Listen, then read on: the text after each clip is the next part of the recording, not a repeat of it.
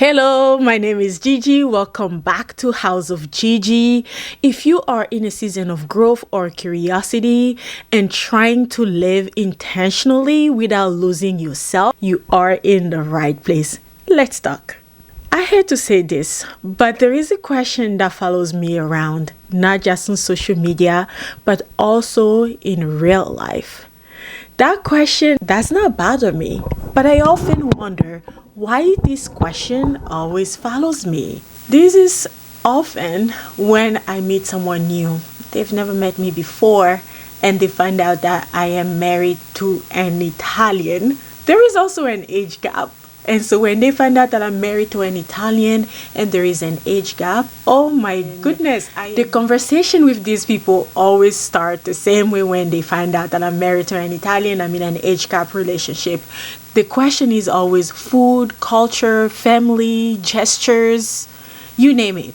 It's just like, we've no fail the same questions over and over and over again. But then without fail, there is one question that comes up all the time. And I've already made a video about this in the past. It was a few years ago. Do Italian men like black women? Are you kidding me?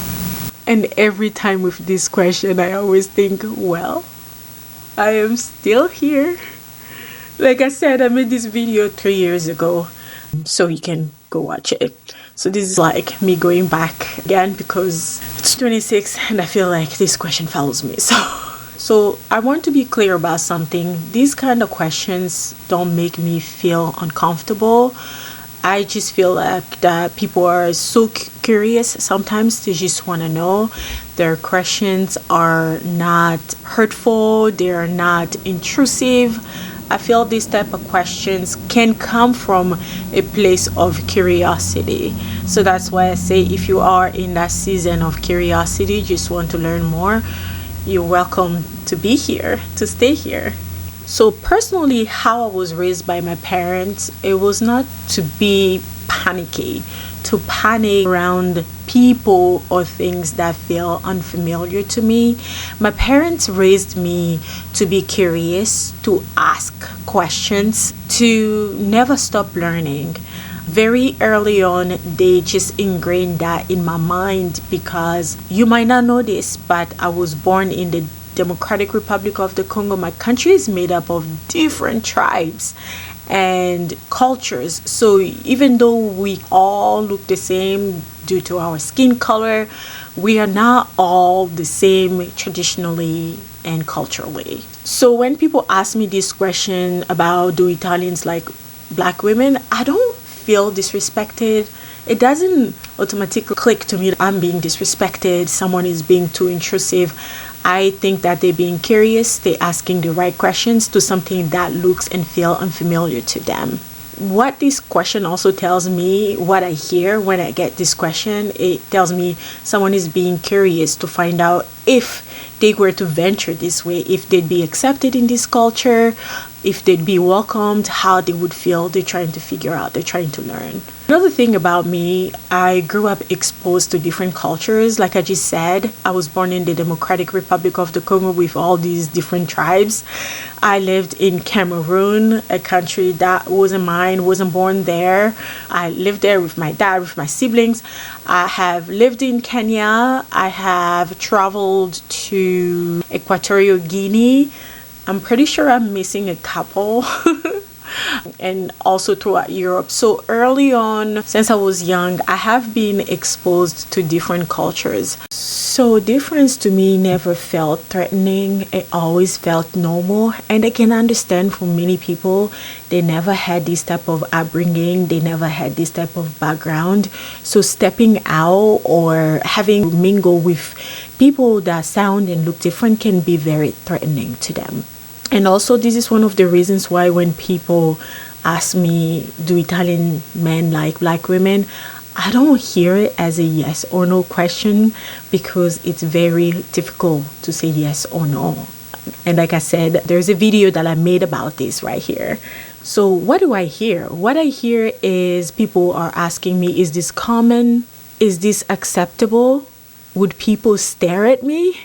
would I feel safe, comfortable if I were to travel to this person's country? I don't think that's judgment, that's just caution, and it's okay to be curious and ask these questions. But what's not okay is to make assumptions and to just believe in hearsay. There is also this idea that Italians are super racist. Personally, in my experience, I believe that racism is everywhere. It's not a personality trait reserved for Italians. This is something that is everywhere.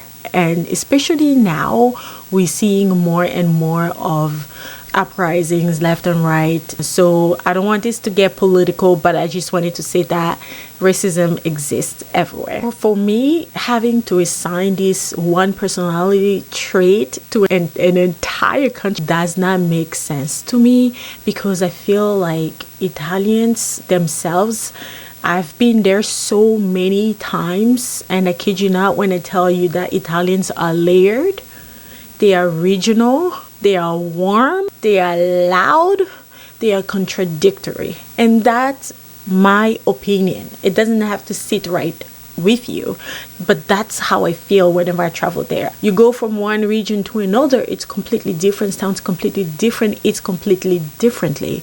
So we cannot have one personality trait for an entire nation of millions of people. So one example, which I think is really funny, and this is a true story, happened to me first time in Italy, and my father-in-law had been wanting his son to move back home. And so when we visited there, the father-in-law was like, oh my goodness, my daughter-in-law is Moroccano.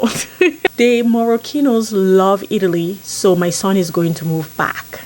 Whatever Moroccano meant, I understood, because first of all, I am just open. I read things. I tend to think I am cultured. Don't hold me to this, but I understood what Moroccano was. I wanted to delve deeper with him, talk to him, ask him why the choice of word Moroccano is something that was used a lot during his time, because no one around me or around Rocco's age or his grandkids ever used that word. I never heard that. I mostly hear Nera, but now Moroccano. I so wanted to exchange with him, but the language barrier made it so that I couldn't ask any further question. He spoke a little bit of French, so we were able to converse in our own made-up language. He was able to tell me about his experience living in Switzerland and during World War II and being a soldier, working in the coal mine and those kind of things. These are the kind of things that I wanted to document from him, but I was never able to succeed due to the language barrier, unfortunately. What I understood from this interaction though is sometimes understanding does not come from one conversation. It's going to be layered. It's going to be through interaction with other people, with other food, with other culture, connecting all these dots, and it might come with time. Also, what else did you want to know? Will you be stared? Yes, you will be stared. People will stare at you. It's if you feel uncomfortable, you don't want to get stared, stay where you are. You go to a place where the majority of the people sound the same, they will stare at you. Sometimes it's like they're admiring you. Sometimes it's caution. Who is this person? Am I safe around this person? Not because of your skin color, but because you look different. This could be someone who came from Norway and is super snow white. And then you have all these tanned Italians, they're gonna stay. Back when my husband lived in Italy, he tells me he used to go to the tanning salon once a week.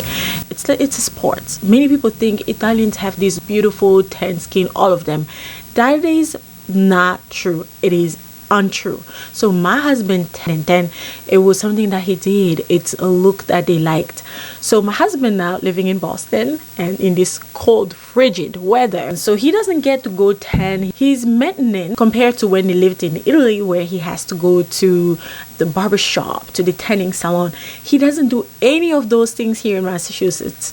It's very cold. So whenever he goes back home, the first thing his nieces, his family, the first thing, oh, Zio, you're so white. Their Zio, their uncle, is white. because it's cold. It's not as warm, and it's not like the maintenance of tanning does not exist here. And as a man here in Massachusetts, and plus, no, it's not a culture here. So people will stare. But in my experience, stares were not hostile. They were just very, looked like a curiosity to me. People wanted to know me. People wanted to get close to me. And it's so funny, every time my husband went grocery shopping and I wasn't with him, his village people would call him and be like, they'll jokingly say, "Where's your wife? Are you hiding her? You don't want us to see her?" Those small jokes. And so people will stare. If you're worried about it, just know that it's nothing to be afraid of. You just roll with it. And I'm the type of person, if someone is staring at me, I get close to them. If they're friendly enough, I would talk to them. I would give them an opportunity to get to know me, because especially if I am in their environment and they're not in mine, I will do that. But I don't do that often. I do that more so now than I ever did in the past, because I have a child. I scan my environment all the time, all the exits, all the windows. If supermarket, I like, as soon as I, also part of it is because I studied nuclear weapons security, so I'm more about security. Whenever I go any place, I'm looking at exits. Also, I live in America, so I'm always scanning and knowing my environment, so I'm pretty aware. And people approach me more so now than they ever did before in Italy. But note that they also did that before I even had a child. But now they do that more so because I have a child. And sometimes they have a child, and sometimes they're just so curious, and the girls, they just love Luana. They just want to get to see Luana closer. It's very interesting, and it's okay. Another thing that comes up more often with people's questions: Italian men are cheaters. They are jealous. They are intense. They're controlling. Oh my goodness. Is this a trait? Are these traits specific to Italian men, to a specific type of man? People. Cheating exists everywhere, so does loyalty. From my personal experience, I know that's not culture. It has to do with character. Also, character changes. Character does not stay the same. You could have met someone yesterday, you meet them tomorrow, and they're completely different people if they really did the work to change who they truly are. So character is not constant. So we can say that Italian men are like these. No. Europe, Italy in general, I find that it doesn't move like America. It has a different history, it has a different pace, and it also has different social roles. You cannot take one lens and use it everywhere and expect it to work. That's not how it works.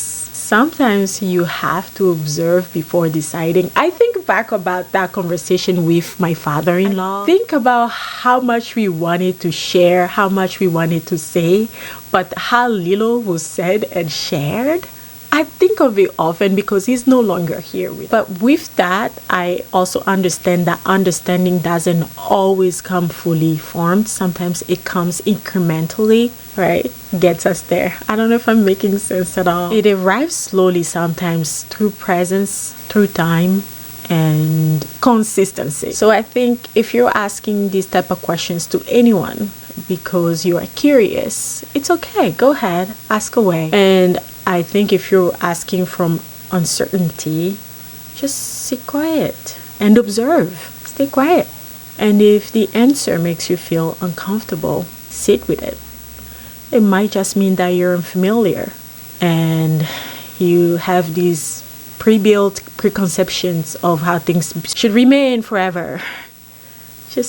I know I was rambling. I didn't want to repeat everything that I had said in my past video that I made 3 years ago, but I also wanted to talk about this because I just felt like this question has been following me, and the reason I'm sitting down and making this video because it recently came up again, and I had to remake this to tell you that it has been years now that I have been married to Rocco. Things haven't changed.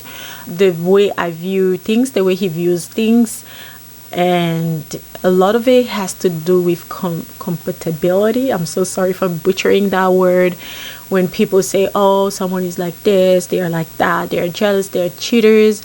Sorry, you just ended up picking maybe the worst speeches out there to date, to be with, to marry, and that person ended up having a really bad character, which has nothing to do with an entire nation of people.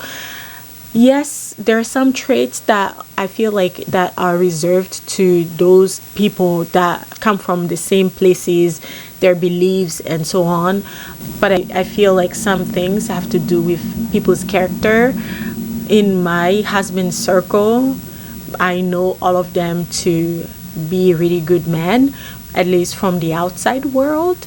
What I can say, I can't really vouch for these people, but we can only talk from a point of view of being here. But if this video resonated with you, I have linked another video that I made 3 years ago down below. Go ahead and watch it. And if you watch it, it will feel like the next room in the house. This is House of Gigi. Thank you for spending part of your time here. And if this space feels right for where you are in life or just want to connect, you're always welcome to come back.